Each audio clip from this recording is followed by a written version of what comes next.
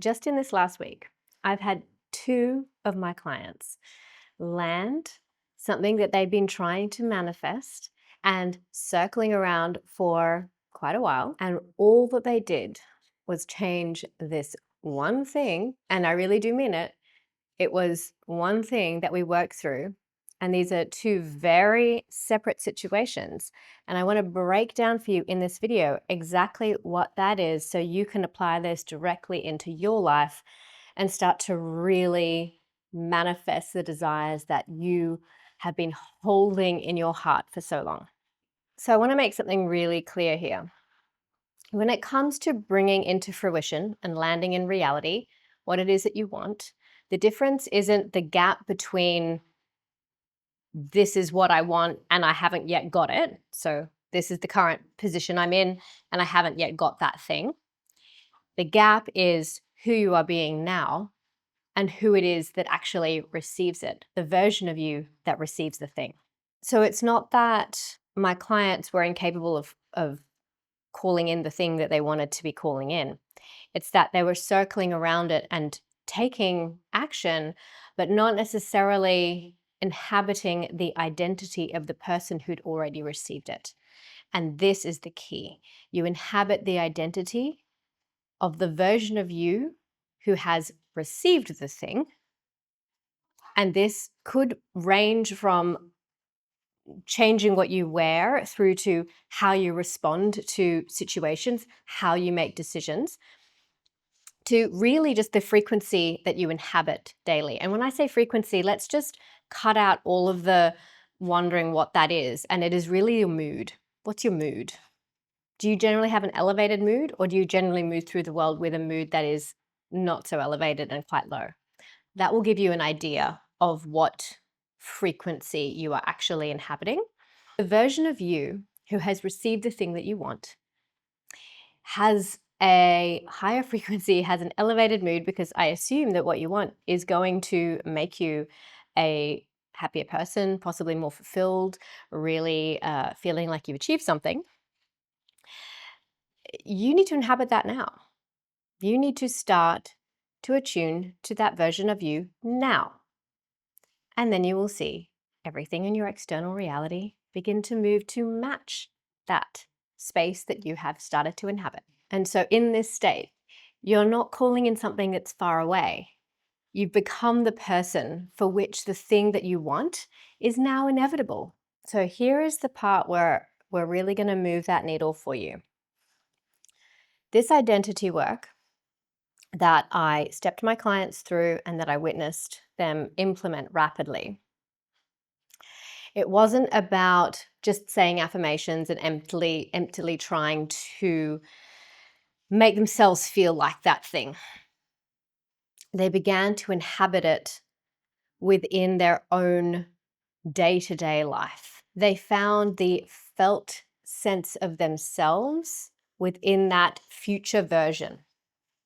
So say they could sense that this thing that they were desiring, this circumstance, and for one of them it was a career vocational shift. She was starting to work for herself and had been feeling a bit insecure around getting opportunities to work in a place that was not just like, employer employee. It was like she was a consultant and everything, and it was very new territory. And so we really had to do the work of, okay, so the version of you who's already doing that, what is she doing daily? How is she wearing her clothes? How is she structuring her day? How is she feeling? How is she moving? How is she prioritizing her well-being? How is she taking care of her family? All of these things had to be asked and tuned into and then implemented into the felt version of who she was.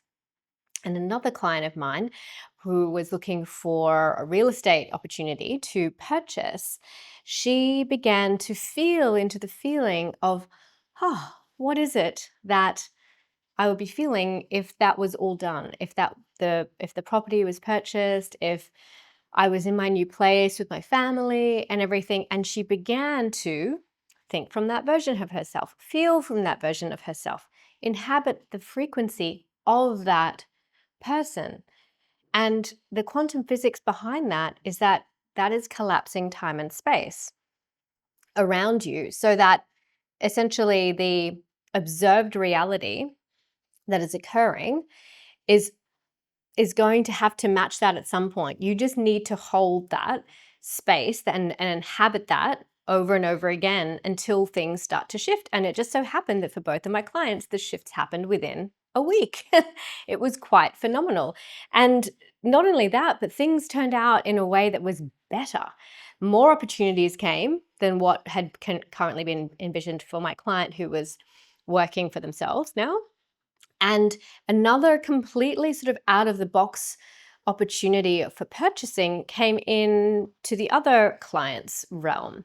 And so you can kind of come to see here that potentially neither of them had foreseen the exact path of the how, but by inhabiting that version of themselves who had already achieved it, they happened upon it just in their daily lives because life moved to match them. So what I want to make really clear here is that when your desire and your identity are fully congruent, you make it impossible, inconceivable that the thing that you desire is not going to come. Like, it's inconceivable because it is just is. It's an of course that thing is arriving in your life because that's just who you are. That's who you're being. And there's that expectation in the field that, yeah, it's not even it's not even a lofty intention. It just is. So it's like Vadim Zealand uses this term in his book Reality Transurfing, where he talks about it being like if you were to walk from your place to the post office to post a letter, or even just from your house to your post box to pick up your post, you wouldn't be like questioning yourself, am I going to get to the post box? Am I going to get to the post office? You would just go and do it because you would expect that, yeah, of course, yeah, I'm just doing it. So then this is what manifesting becomes. Once you have arrived in that place of, okay, this is the version of me that is responding to the world in a different way, that is moving through the world in a different way. Does she have her shoulders back? Is she moving through the world expecting to be seen, or expecting to be desired, or expecting that luck is going to follow her? All of these things, right? This is all the juicy identity work that I do with my clients. As you're inhabiting that, you then begin to receive back from the universe, from the world, that which you're available for, that which you're congruent with. And this is the difference between manifestation as a hoping energy and manifestation as an expectation energy.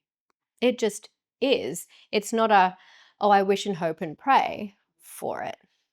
It's, yes, of course, done next, please. With all of that said, I want you to ask yourself, who is the version of you that already has this thing that you want in your life?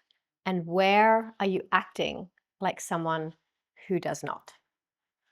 I really hope this has helped you this week. Please share in the comments with me below if you found it useful, or if you have anything to add to the manifesting must-do list. I'd love to hear from you. Sending you all so much love, and I'll see you next week. My co-star today.